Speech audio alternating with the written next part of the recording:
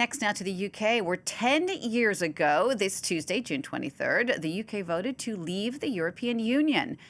A decade later, after that Brexit vote, the UK is about to get its seventh prime minister in 10 years, and economists say the British economy has taken a 6% hit. We're going to talk about this now with France 24's international affairs commentator Douglas Herbert, who joins me on set. Doug, Brexit backers back then promised that a sovereign Britain, free of Brussels, would be stronger, more confident country. Has Brexit delivered on those hopes? Oh, well, it depends who you ask, and I'm not sitting on the fence, Jeannie. Can't believe it's been 10 years.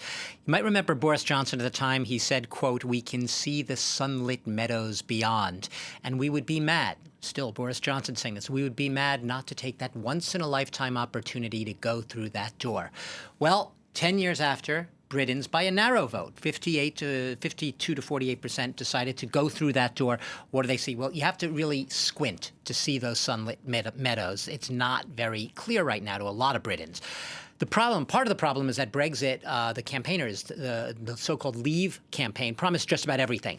They promised to crack down on immigration, tight immigration controls. They promised prosperity and better trade deals for Britain. Go it your own, strike these trade deals.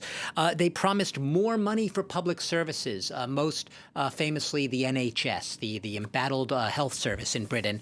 And they promised, perhaps above all, as part of that sovereignty package, an end to those noisome EU Brussels regulations. There's been some of that, all of that, a little of that, depending on where you look. First of all, it's hard to give the jury's still out on Brexit. It's only been 10 years, and this is still a work in progress or a work in lack of progress, depending on how you see it. But what the early signs are is, as you said, the economy has in general been damaged. Doesn't mean there haven't been upticks in certain sectors. Notably, say in London, you still have consultants in the financial industry doing pretty okay. Lawyers, also people who work in the Brexit industry, talking about Brexit. Those sectors are fine, but a lot of areas are very hard hit, especially exporters who depended on a lack of red tape. So this sort of sense of Brexit was a nostalgia for an imagined past, according to its critics. And even today, it's really hard to sum up whether or not it is a positive or negative, but most people see the benefits being the benefits being outweighed by the negatives 10 years later. Right, and another interesting piece of this puzzle is 10 years on, the demographics of the UK have changed. How has that changed perceptions of Brexit today? It's changed almost everything, Jeannie, and it's not me, it's the pollsters who say this, and the sociologists who are looking at today's Britain, the vibrant demographics. About 6 million Britons who voted for Brexit at the time are dead. They were living in 2016 during the referendum vote. They're no longer living. They are no longer, therefore, in the electorate. At the same time, about 6 million, roughly the same number of Britons, a new generation, have come into being, at least in voting terms. That is, have aged into the electorate. This is the Gen Z voters, 18 to 28 years old. What's interesting there is about 3 out of 5 of them, if given the opportunity, say that they would definitely want to vote to rejoin the EU. They feel like they were locked out of the original vote. They never had a say because they were too young to vote. Yet their lives, they're in the front line. Their lives are the ones that are most impacted by, as they see it, a loss of opportunity to do the things that generations before them were able to do. And the younger you get, 18 to 21-year-olds are even higher, overwhelmingly in favor of, if given a chance, an opportunity, they would vote to rejoin. So, like I said, it was a pro-Brexit majority demographically back in 2016. Pollsters, analysts say that pro-Brexit majority has now turned into an anti-Brexit majority 10 years later due to shifting demographics. So given all of that, is the possibility of Britain rejoining the EU back on the table? It's not happening tomorrow.